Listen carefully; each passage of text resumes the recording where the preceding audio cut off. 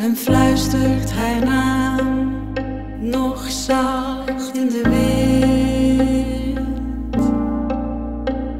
Een vreemd maar magisch figuur met een stem vol storm en een hart vol vuur. Men zegt dat ze kwam uit het zuiden van dit land. Ze droeg geen wapen, geen kroon, geen stand.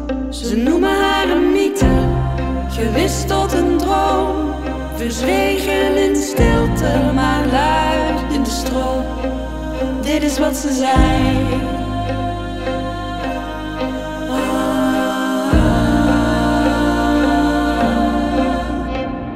Het moedigste dat je ooit zult doen is leven in waarheid en je hart laten spreken, zelfs als niemand je gelooft.